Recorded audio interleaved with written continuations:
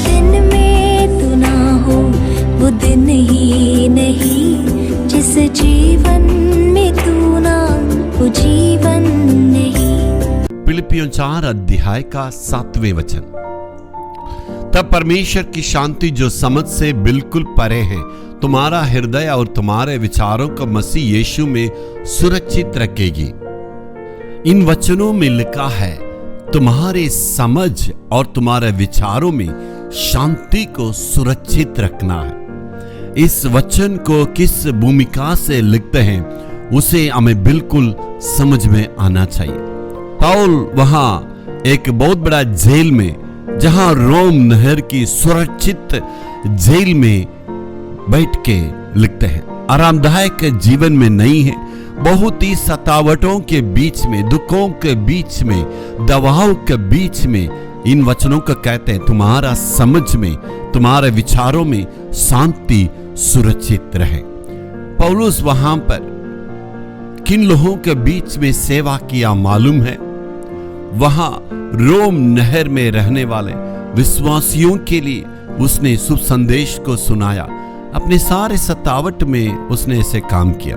और वहां रोम राजमहल में रहने वाले कैसर के लिए भी उसने सुनाया।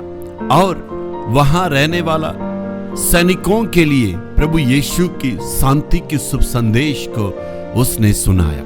इतने दुख और मुसीबतों में भी उसने परमेश्वर के लिए सेवा किया। मेरे प्यारों, हमारा दिल की शांति हमारे काल्पनिक विचारों में, हमें भटकाव में नहीं आना चाहिए।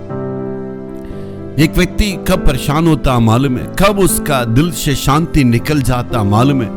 जब सारे लोग उनका विरोध होके वो जब जेल में आ जाते हैं, जब अकेलेपन में रहते हैं, जब उनके लिए कोई नहीं रहता, उस वक्त में ज्यादा दबाव में आते हैं, ज्यादा परेशान में रहते हैं और उनके दिल में शांति नहीं रहता है।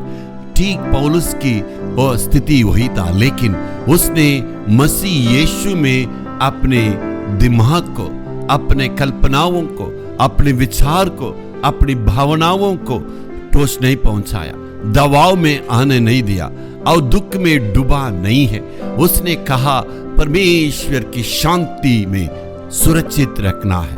वैसे ही जैसे उसने कहा वैसे ही अपने जीवन में सारी मुसीबतों में, दुखों में, तकलीफ में, दबाव में उसने अपने शांति में बरकरार रहा।